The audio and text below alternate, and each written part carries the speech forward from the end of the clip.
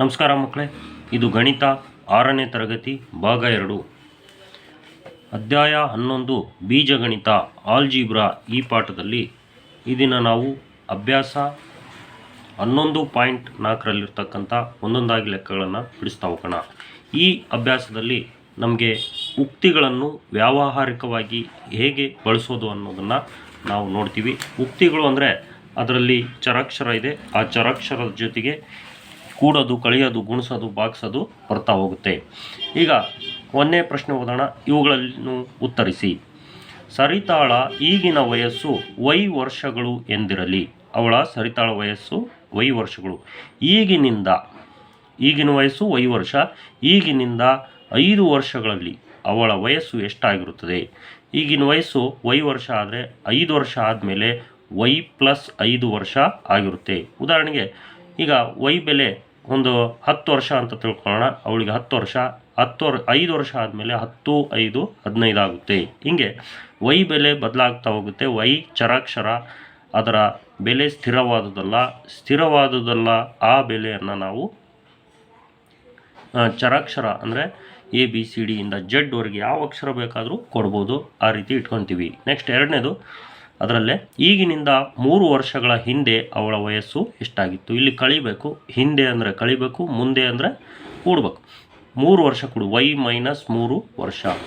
ಸರಿತಾಳ ತಾತನ ವಯಸ್ಸು ಅವಳ ವಯಸ್ಸಿನ 6ರಷ್ಟಿದೆ.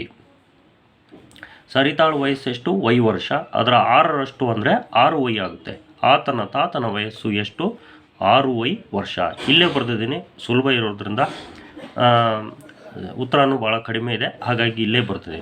ನೆಕ್ಸ್ಟ್, ಸರಿತಾಳ ಅಜ್ಜಿ ತಾತನಿಗಿಂತ 2 ವರ್ಷ ಚಿಕ್ಕವಳು.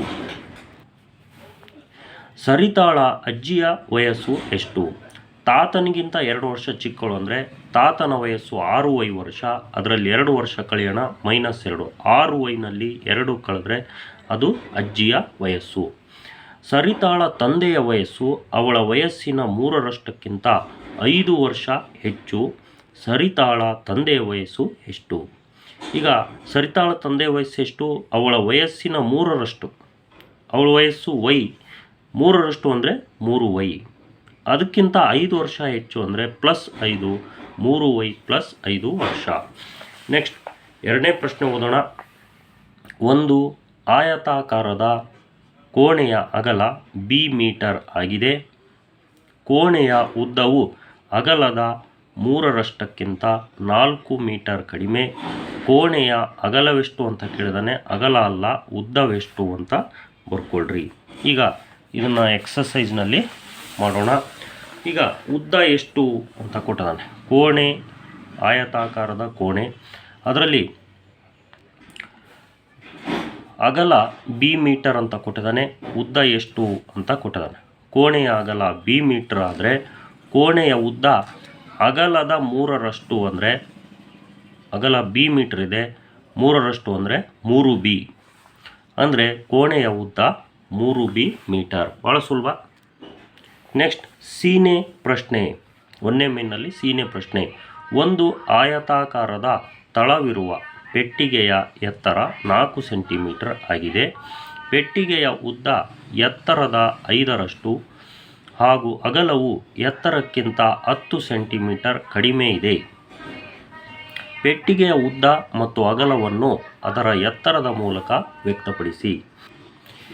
ಈಗ ಒಂದು ಪೆಟ್ಟಿಗೆಯನ್ನು ನಾವು ಬಿಡಿಸ್ಕೊಳ್ಳೋಣ. ಇಲ್ಲಿ ಕೆಳಗಡೆದು ಉದ್ದ ಆದರೆ ಇಲ್ಲಿ ಪಕ್ಕದಗಳದು ಅಗಲ ಆಗುತ್ತೆ. ಮೇಲಿಂದು ಈ ಮೇಲಿನ ಭಾಗ ಇದು ಎತ್ತರ ಆಗುತ್ತೆ. ಎತ್ತರ h ಸೆಂಟಿಮೀಟರ್ ಅಂತ ಅವರೇ ಕೊಟ್ಟಿದ್ದಾರೆ. ಹಂಗಾಗಿ ಪೆಟ್ಟಿಗೆಯ ಉದ್ದ ಎತ್ತರದ 5ರಷ್ಟು ಅಂದರೆ ಹೆಚ್ಚಿನ 5ರಷ್ಟು ಅಂದರೆ 5h ಸೆಂಟಿಮೀಟರ್. ಪೆಟ್ಟಿಗೆಯ ಉದ್ದ 5h ಸೆಂಟಿಮೀಟ್ರು. ಪೆಟ್ಟಿಗೆಯ ಅಗಲ ಎತ್ತರಕ್ಕಿಂತ 10 ಸೆಂಟಿಮೀಟರ್ ಕಡಿಮೆ ಅಂದರೆ 10 ಸೆಂಟಿಮೀಟ್ರನ್ನ ನಾವು ಎತ್ತರದಲ್ಲಿ ಕಳಿಬೇಕು. ಎತ್ತರ ಅಂದರೆ ಹೆಚ್ಚು, ಹೆಚ್ಚಿನಲ್ಲಿ -10 ಸೆಂಟಿಮೀಟರ್. ಇದೇ ಪೆಟ್ಟಿಗೆಯ ಅಗಲ. ನೆಕ್ಸ್ಟ್ ಡಿನೇ ಪ್ರಶ್ನೆ ಓದೋಣ. ಮೀನಾ, ವೀಣಾ ಮತ್ತು ಲೀನಾ ಬೆಟ್ಟದ ಮೆಟ್ಟಿಲುಗಳನ್ನು ಹತ್ತುತ್ತಿದ್ದಾರೆ. ಇಲ್ಲಿ ಪಕ್ಕದ ಚಿತ್ರದಲ್ಲಿ ಕೊಟ್ಟಿದ್ದಾನೆ. ಇವಳು ಮೀನಾ, ಇವಳು ವೀಣಾ, ಇವಳು ಲೀನಾ. ಮೀನಾ ಇರುವ ಮೆಟ್ಟಿಲು ಎಸ್ ಆಗಿದೆ. ಇಲ್ಲಿ ನಡುವೆ ಇರತಕ್ಕಂಥ ಹುಡುಗಿಯ ಮೀನಾಳ ಮೆಟ್ಟಿಲು ಎಸ್. ವೀಣಾ ಮೀನಾಗಿಂತ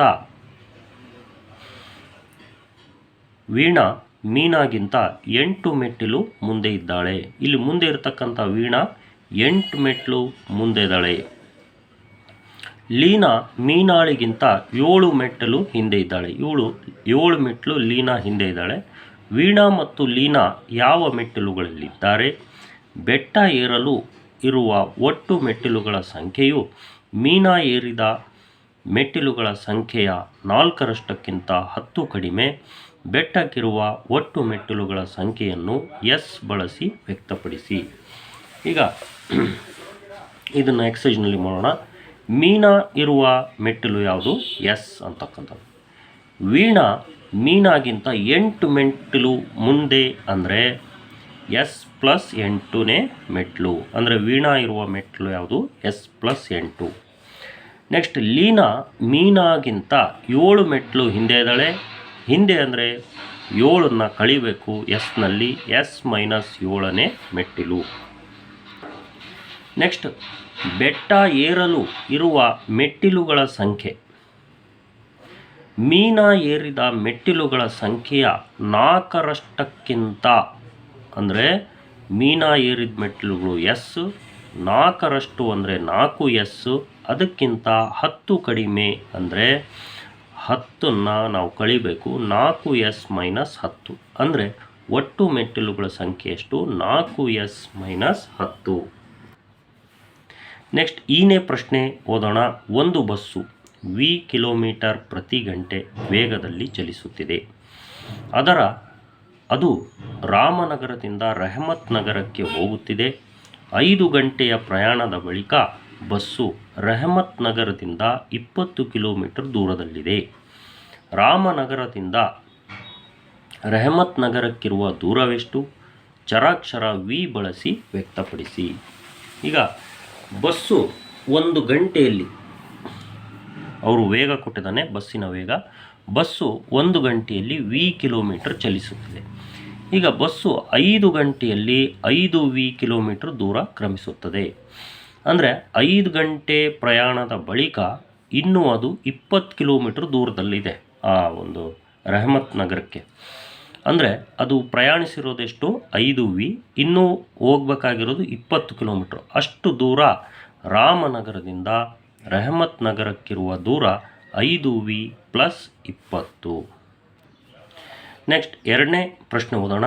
ಉಕ್ತಿಗಳನ್ನು ಬಳಸಿರುವ ಈ ಮುಂದಿನ ಹೇಳಿಕೆಗಳನ್ನು ದಿನನಿತ್ಯದ ಭಾಷೆಗೆ ಪರಿವರ್ತಿಸಿ. ಉದಾಹರಣೆಗೆ, ಕ್ರಿಕೆಟ್ ಪಂದ್ಯದಲ್ಲಿ ಸಲೀಂ 6 ರನ್ನುಗಳನ್ನು ಗಳಿಸಿದನು. ನಳಿನನು 6+15 ರನ್ನುಗಳನ್ನು ಗಳಿಸಿದನು. ಇದನ್ನು ದಿನನಿತ್ಯದ ವ್ಯಾವಹಾರಿಕ ಭಾಷೆಯಲ್ಲಿ ನಳಿನ್ ಸಲೀಂಗಿಂತ 15 ರನ್ನು ಜಾಸ್ತಿ ಗಳಿಸಿದನು ಎಂದಾಗುತ್ತದೆ. ಈಗ ಒಂದನೇ ಹೇಳಿಕೆ ಓದೋಣ. ಅದನ್ನು ನಾವು ದಿನನಿತ್ಯದ ಭಾಷೆಗೆ ಯಾವ ರೀತಿ ಇವರು ಪರಿವರ್ತನೆ ಮಾಡಿದ್ದಾರೆ ಆ ರೀತಿ ನಾವು ಕೂಡ ಪರಿವರ್ತನೆ ಮಾಡೋಣ. ಒಂದು ನೋಟ್ ಬುಕ್ನ ಬೆಲೆ ಪಿ ರೂಪಿ. ಒಂದು ಪುಸ್ತಕದ ಬೆಲೆ 3 ಪಿ ರೂಪಿ. ಅಂದರೆ ಒಂದು ನೋಟ್ ಪುಸ್ತಕದ ಬೆಲೆ ಪಿ ಐತೆ, ಪುಸ್ತಕದ ಬೆಲೆ ಜಾಸ್ತಿ ಐತೆ, 3ರಷ್ಟು ಜಾಸ್ತಿ ಐತೆ. ಅದನ್ನು ನಾವು ಎಕ್ಸೈಜ್ನಲ್ಲಿ ಬರೆಯಿದ್ರೆ ಒಂದು ಪುಸ್ತಕದ ಬೆಲೆಯು ನೋಟ್ಬುಕ್ನ ಬೆಲೆಗಿಂತ 3ರಷ್ಟು ಜಾಸ್ತಿ. ನೆಕ್ಸ್ಟ್ ಎರಡನೇ ಹೇಳಿಕೆ ನೋಡೋಣ. ಟೋನಿ ಮೇಜಿನ ಮೇಲೆ ಕ್ಯೂ ಗೋಲಿಗಳನ್ನು ಇರಿಸಿದನು. ಅವನ ಪೆಟ್ಟಿಗೆಯಲ್ಲಿ 8 ಕ್ಯೂ ಗೋಲಿಗಳಿವೆ. ಅಂದರೆ 8ರಷ್ಟು ಜಾಸ್ತಿ ಪೆಟ್ಟಿಗೆಯಲ್ಲಿವೆ. ಅದನ್ನು ಹೆಂಗೆ ಬರೋಣ?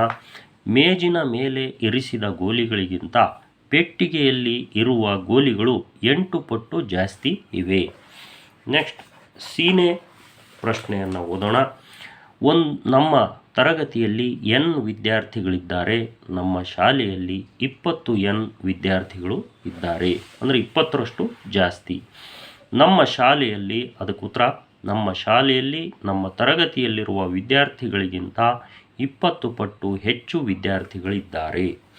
ನೆಕ್ಸ್ಟ್ ಡಿ, ಜಗ್ಗುವಿನ ವಯಸ್ಸು Z ವರ್ಷಗಳು, ಅವನ ಮಾವನ ವಯಸ್ಸು 4Z ವರ್ಷಗಳು ಹಾಗೂ ಅತ್ತೆಯ ವಯಸ್ಸು 4Z-3 ವರ್ಷಗಳು.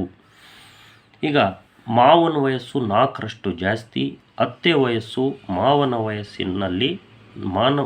ವಯಸ್ಸಿಗಿಂತ 3 ವರ್ಷ ಕಡಿಮೆ ಇದೆ. ಅದನ್ನು ಹೇಗೆ ಬರೆಯೋಣ?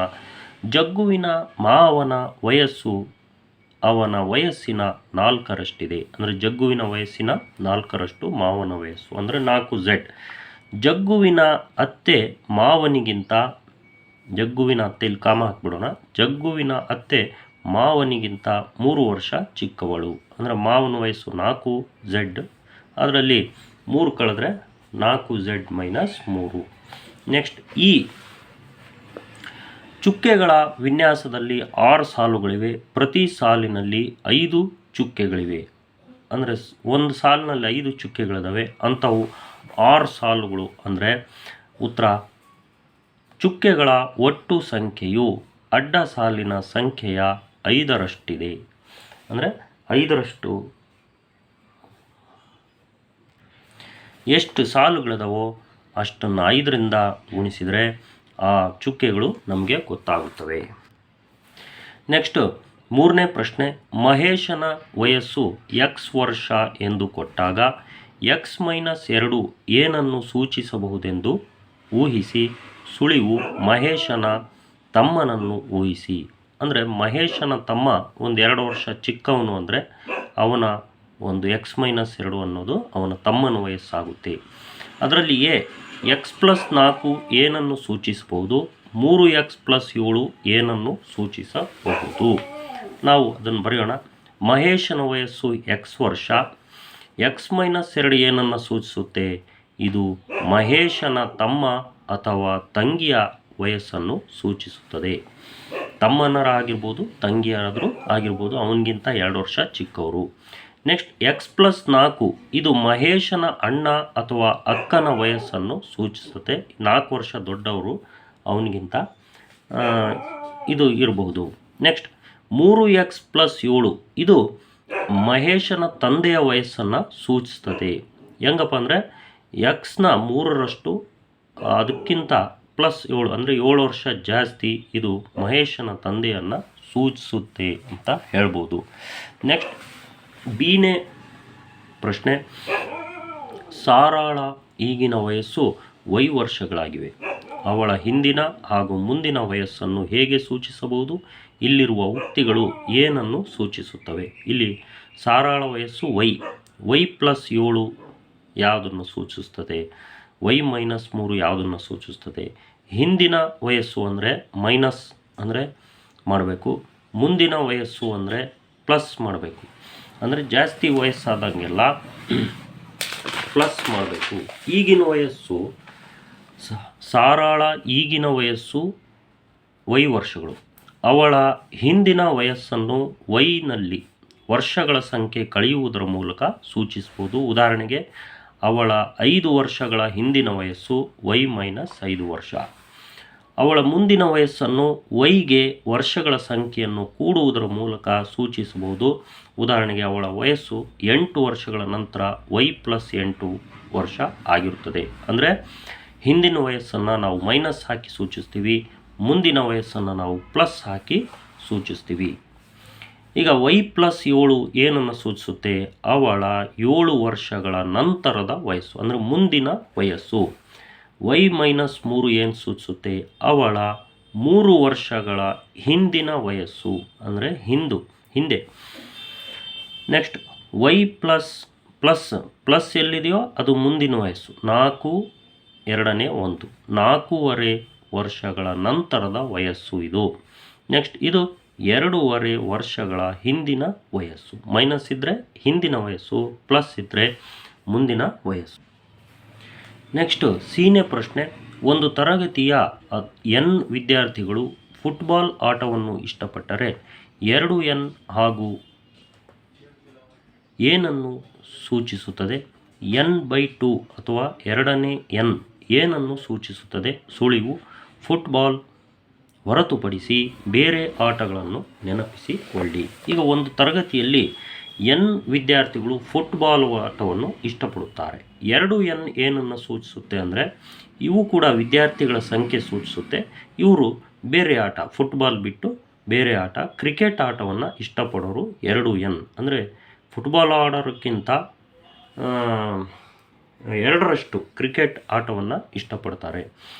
N/2 ಅಂದರೆ ಎನ್ನಲ್ಲಿ ಅರ್ಧ ವಿದ್ಯಾರ್ಥಿಗಳು ವಾಲಿಬಾಲ್ ಆಟವನ್ನು ಇಷ್ಟಪಡುತ್ತಾರೆ ಅಂತ ನೀವು ಯಾವುದೇ ಕ್ರಿಕೆಟ್ ಆಗ್ಬೋದು, ವಾಲಿಬಾಲ್ ಆಗ್ಬೋದು, ಯಾವುದೇ ಆಟವನ್ನು ನೀವು ಬರಿಬಹುದಾಗುತ್ತೆ. ಇನ್ನೂ ಬೇರೆ ಆಟಗಳು ಇದ್ದಾವೆ, ಅಂಥ ಆಟಗಳನ್ನು ನೀವು ನೆನಪಿಸ್ಕೊಂಡು ನೀವು ಬರಿಬಹುದಾಗುತ್ತೆ. ಇಲ್ಲಿಗೆ ನಮ್ಮ ಒಂದು ಅಭ್ಯಾಸ 11.4 ಮುಗೀತು. ಮುಂದಿನ ವಿಡಿಯೋದಲ್ಲಿ ನಾವು ಅಭ್ಯಾಸ 11.5 ಅಭ್ಯಾಸ ಮಾಡೋಣ.